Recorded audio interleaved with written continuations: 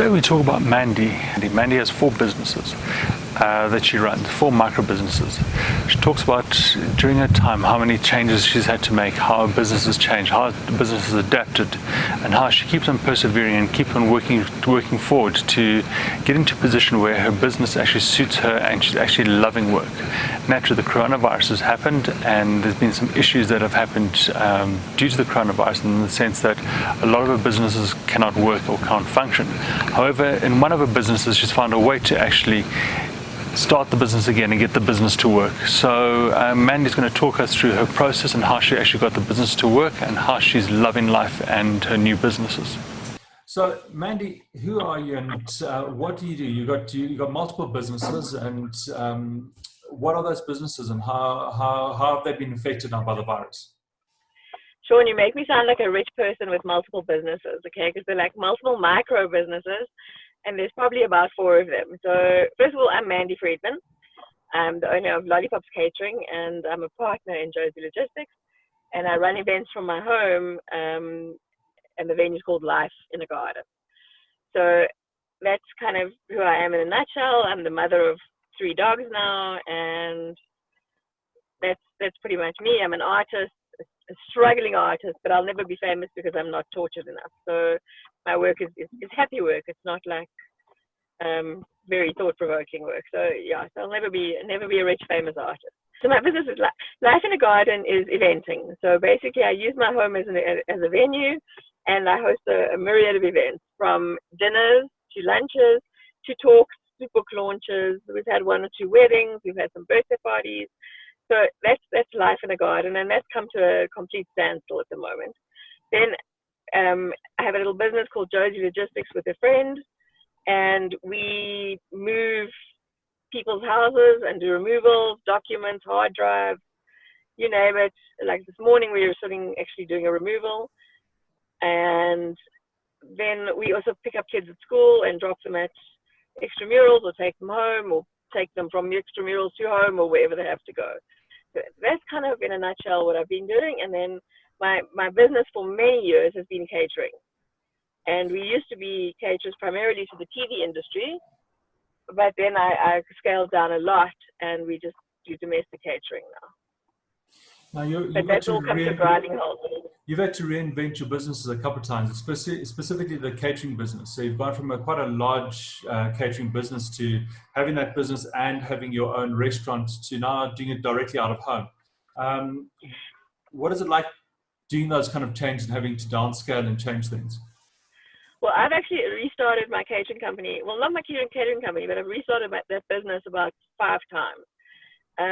Because what happens in 1993, I actually opened a little coffee shop in Yeovil, and we started catering from there.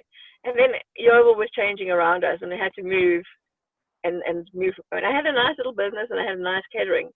But then with Yeovil undergoing its new dynamic, we actually moved home and business, and started working from home in 98.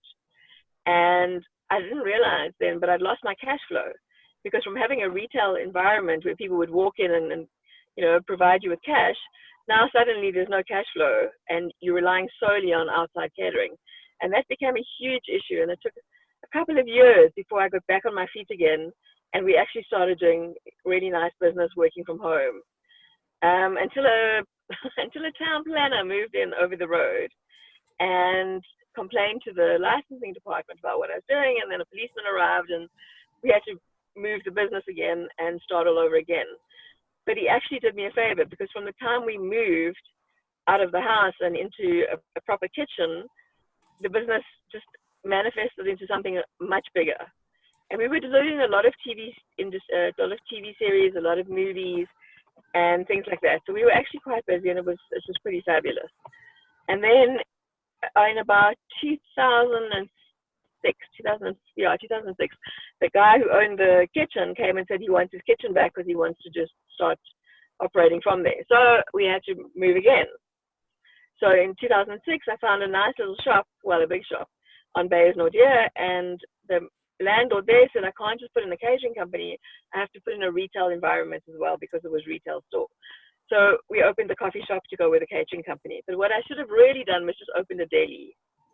and sold produce that we made. But I didn't think of it, and I was gung-ho, and I needed a coffee shop. And then they followed 10, sometimes magical years, sometimes really hard years. Because in the middle of all of that, the recession hit, the 2008 recession hit, and we got taken for 110,000 rand. So we had to overcome that. So that you're climbing out of a hole that's 200,000 rand deep because you now got to recoup the 108 and get out of the hole. So that was really, really difficult. But you just kind of put your head down and do it because you don't have a choice. You know, I had 8 or 10 staff to worry about, and a house to worry about, and a bond repayment to worry about, and it was really hectic. And then so we were at the shop until 2015, but at the beginning of 2014, it was a terrible, terrible year. There were a couple of deaths in the family. I was diagnosed with an illness, and I realized that I needed to reduce my stress levels because my stress level was huge. I had something like 2 million rands worth of debt, and I just didn't know how to keep servicing it. I mean, business was getting worse and worse, and I didn't have the energy and the capacity to keep pushing at it. But we did. I mean, we kept going because we had to keep going. And then in 2015, I moved house. The first thing I had to do was sell my house because I had this 9,000 rand a month bond to service, and I knew that if I didn't do something about it, I would lose the house. And there was a house that I really wanted for many years. And if I say to you that we looked at 50, 60 houses, I'm not joking. But the house that I wanted wasn't available. And then all of a sudden, Christmas 2014, it just became available. And that was Christmas Eve. And on the 27th of December, we signed the offer to purchase, and it was accepted. So, I mean, literally, it was meant to be. I had to wait for that house. It was perfect. So February 2015, we moved in. And a year later, 2016, we started running the events that I did at the shop at the house. And I actually closed the shop after we nearly burnt down the Voortrekker Monument for a concert. We started. So that was really nice. And from then, it's just been magic. But the same issue happened again. Now suddenly you haven't got the cash flow. So whilst you've got catering customers, because you're still a catering company, you haven't got the cash flow coming in from the retail side of the business. So it was a struggle. But the upside of that is that I didn't have a bond because I'd sold my house and bought this house cash, which was one of the best things I could ever do. So I've now reduced my debt exposure from 2 million to 1.1 million. So that was great. And then, well, I realized I was still in financial trouble, and I still needed to do a whole lot of stuff. And I was very, very fortunate in that I owed my landlord at the shop 95,000 rand. And he had said to me, if you just put the keys on the counter and walk out, it'll be fine. And I thought, I can't do that. I'm letting the team down, and it's admitting defeat. And only when I looked back and I sat down and thought rationally, this man is doing you an absolute favor. It's really a magical favor. Just put the keys down and walk out. And I had what I needed to I still at home. I had enough stuff to run a catering company without worrying about that stuff. So I literally did put the keys on the counter, walked out, and said goodbye to another 100,000 rands worth of debt. He had the deposit. He had enough stuff in the shop to recoup the money that I owed him. There was no problem, and he would have come out on top. But he still had the drama, so I don't envy him that. But I had done a lot of improvements to the shop and things, so the shop was in good shape. So another 100,000 rand came off the debt. Then I had an H1, a Hyundai H1, which was costing me 8,000 rand a month in repayment, and we still owed 200,000 rand on it. And we were paying it, but in the interim, myself and my friend Martin, we decided to start this Josie Logistics business doing removals. Because I had a trailer. I've got a 3-meter trailer, which we had for the catering company, and this big van. So it seemed stupid not to actually do something about it. So we started doing removals, and we got a really nice job to go and move somebody down to Grahamstown, and then we did a thing to Durban, and we were, just chugging along nicely, except that we weren't making enough money to service the payments on this vehicle. So I think to myself, oh, brilliant, let's sell the vehicle that's paid for. So now I've got this Ford Bantam, which was paid for. And I'm just about to sell it, and I thought to myself, you're an idiot. Sell the vehicle that's costing you the money. So I managed to sell it privately and paid off the bank their money and got 800 Rand left over after the vehicle was paid for. So there another 180,000 Rands worth of debt. So slowly I've chipped away, like bits and pieces of the debt, and managed to reduce my overdraft, managed to reduce my loan exposure, and just starting to get on your feet again. So now I'm doing a little bit of catering from home, and I'm cooking for people. We're fetching kids from school. I'm running events from the house, and things are going along nicely, selling a little bit of art here and there. So whilst I'm not making huge money, I'm meeting my commitments, and voila, here comes coronavirus and shuts everything down. So we're now back to square one, because like most people today, I don't have enough money in the bank or any reserve to carry me more than, 3 weeks. So you're basically living from one month end to the next month end, or hand to mouth. There's nothing to carry you. So, Sean, I'm talking a hell of a lot here. Interrupt me at some point. No, but part of the story that you've actually come up with is that each time you find a challenge, you've dealt with that challenge, and you've actually found yourself in a slightly better position than what you were beforehand. So you got the part of perseverance, where you carried on. You haven't given up and totally just thrown it out the window. You've carried on to grow it, and slowly, and you've got yourself into huge amounts of debt. You worked your way out of debt. And now we've got this other issue here, but you're always thinking at solutions to the problem. And even though you had some torrid times, you've managed to find solutions to get yourself out of it. And I think currently, besides for the coronavirus part, you're business-wise in a place where you're kind of happy and you really enjoy what you're doing.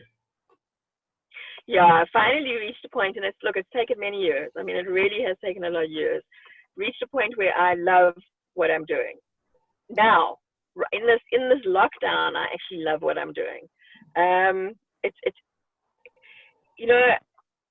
Sometimes you just have to reinvent yourself, and because life doesn't give you, it gives you many chances, and you have to start again regardless, but you don't have an option. You have to keep going. The other option is that you check out and abdicate all your responsibilities.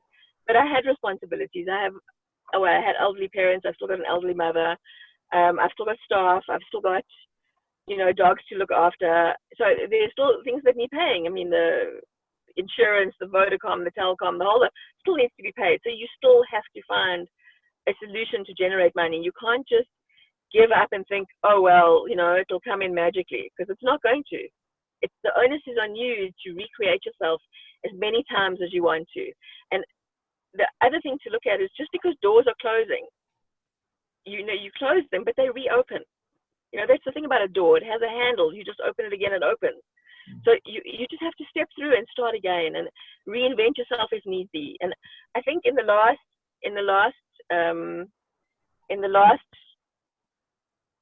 sort of 5 to 10 years, I have evolved as a person.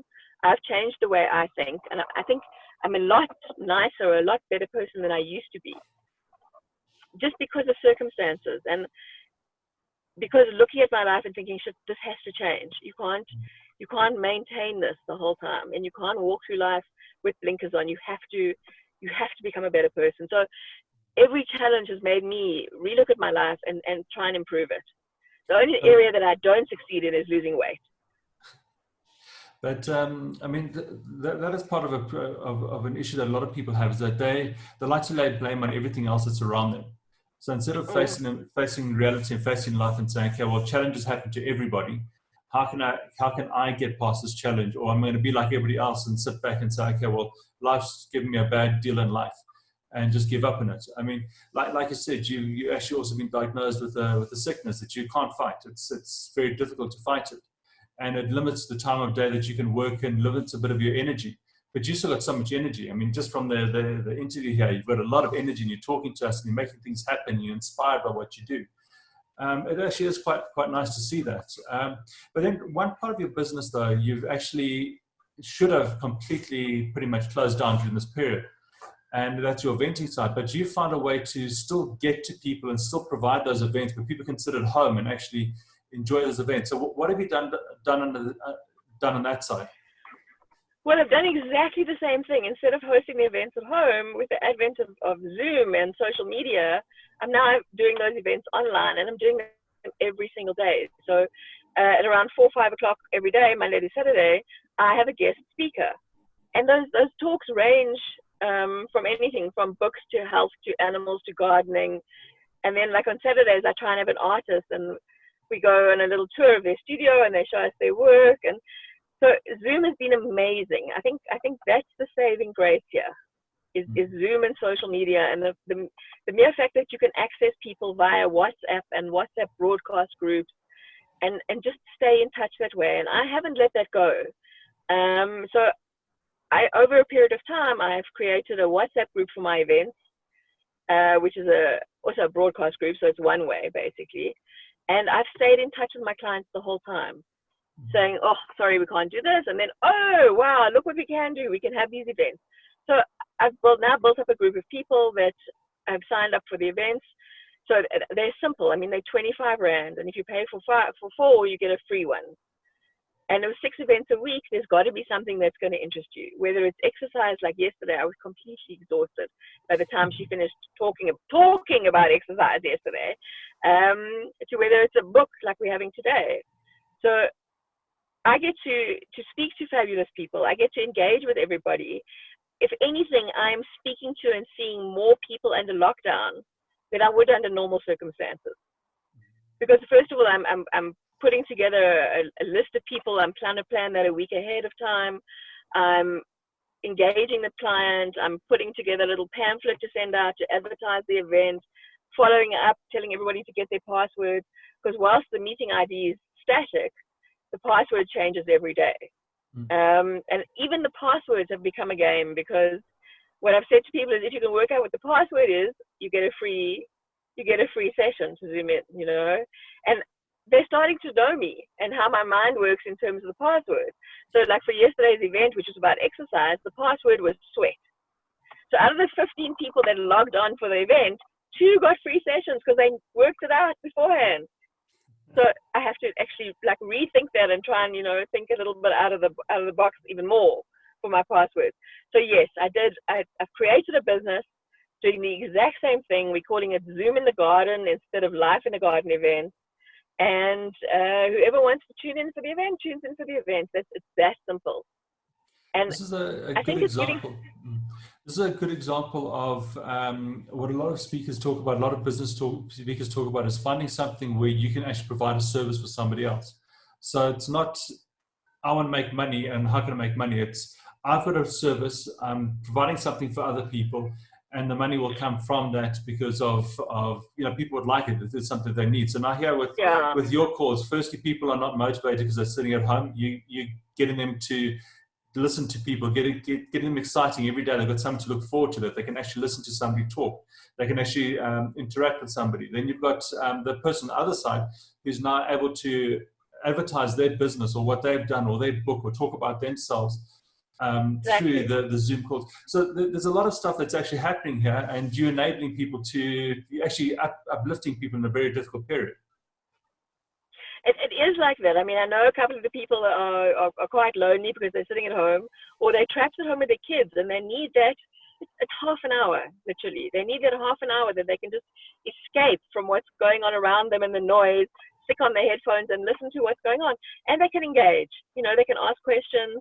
And then it's a very short, they're 40-minute free sessions on Zoom. So you've got to keep it succinct. I mean, last week we had Bruce Dennell with his music, and he actually played us out. He played us 2 songs, and I said to him, can you please just play us out? And then, you know, it'll cut out in the middle of your song, and that'll be fabulous. People will have heard it. And it was really, really nice. And you get really good feedback. So people are getting a little bit of education, a little bit of entertainment. The sessions can be quite funny at times. I heckle a bit, so it makes life, you know, more interesting. And then, of course, Zoom also has that little chat box that you can, while the guest speaker's talking, you can actually ask the questions. So instead of people trying to talk over other people, the question is happening in the little chat box, and then I turn around and say, oh, by the way, we've got a question. So yes, I have taken what I do and taken it to a different level. And I see this going on as a way forward. I don't think that Corona is going away anytime soon. And I think that events are going to have to change completely. Even possibly going to the theater will have to change. So the theater will have to scale down to maybe one-man shows or whatever, exactly the same format. You buy your ticket and you watch the guy, via your laptop or your phone or whatever. So I definitely think that is the way forward. I think it's also another way for people to actually sell like a show or something like that, is that you don't have to just be there. There could be a second ticket system. So you got a ticket system to actually be at an event and the normal pricing for the event, and then a reduced system to sit at home. So yes, you'd miss out on the ambience of being actually at the event, but you can still see it at home. So instead of being limited to 300 tickets for a theater, you can sell 10,000 tickets, of which 300 will pay a premium price to actually be there and see it live. I mean, there's an opportunity for people to grow the businesses. On the entertainment side, we did an interview with Tim Malloy last week, and he's full of energy and he's loving, he'd rather be out there singing and entertaining to people, but he's been involved in a lot of series where he can actually sing together with other singers. He's been part of a lot of the things that have happened locally and internationally. And also he's found that some of the radio stations, to give content, they've gone back and found things that he's done in the past. And Iris here actually played a whole concert that they did, what was it, about 2 weeks ago, an entire concert that Tim Malloy and other singers had actually sung in. And he said it was great to see that and great to reminisce on things that they had done in the past. That is pretty amazing. Sorry, I listened to Classic FM, and yesterday, of course, Juana Masote was saying that him and Richard Koch and a couple of other musicians had done this thing which they'd all recorded in their different places, and then it had been, I think somebody edited it, and now there's like this little video of the four of them doing this music concert, which is available on this. I think that's absolutely amazing. And I think Andre Bocelli at the Duomo was amazing, that you think that 2 million people all tuned in at the same time on YouTube to watch this man sing. I think that's pretty incredible. And it can only happen with the advent of social media. Without social media, and social media is negative in so many ways because of the impact it has in your life. But I think that in terms for us to stay connected and stay in touch, it's definitely been the way to go. I feel from my side, I actually call it anti-social media, because I feel that somebody sitting at a table on their cell phones, communicating with somebody somewhere else on social media is quite a negative thing. However, this is actually given a place and time to social media. This actually said that social media can actually be fantastic if used correctly. And also with my little nephews with their gaming, because they can't interact with their friends all that often, they get onto some of their computer games. The system limits it to a couple of hours a day. But in that hour or 2 hours that they play during the day, they've got their headphones on and they're chatting to their mates. So it ends up being a whole social interaction kind of thing, which has taken gaming also to another light. It's not just about a kid quiet in his dark room playing by himself and becoming antisocial. It's actually a socializing kind of mechanism in a period like this. Yeah, and you've got to. Because kids are. Well, I think the worst thing at the moment is for kids at this point in time who don't have the access to other people at the moment, and I think the parents must be going crazy. So yeah, for me, I'm only too happy. I love staying at home. You spend a lot of money in a house and you don't get to enjoy it because you're always at work. And for me, this coronavirus has been actually amazing in terms of I can be at home, guilt-free. I can spend the day in my pajamas. I can go and sit and create beautiful pieces of art that nobody else wants to buy. So it's just, for me, I love it. I've absolutely loved being at home. I've also been able to cook a little bit for people, and now that they've a lot of deliveries. So I think my phone might start shutting down because it's getting a bit hot. Okay, cool. Okay, then so how can they contact you, and how can they actually listen to some of your talks and some of your interviews? The easiest way is to either join the Facebook group, Life in a Garden on Facebook, or to just WhatsApp me directly, which is 082-896-7687. If you want, I'll send you a little WhatsApp with that information, and you can put it on I'll give you the link to the Facebook group, and I'll send you my phone number. So people just WhatsApp me, because for a WhatsApp broadcast group to work, you have to be in the person's phone to start with. So I prefer them to just WhatsApp me, and then I add them to my phone, and then I add them to the group. And then I know that they're getting the messages that they need to get. And then every day I communicate with them, and I send out the information, and I advertise. I try and advertise the talks a week, at the beginning of the week, and then every single day I say, this is what's happening today. And that's basically where we are.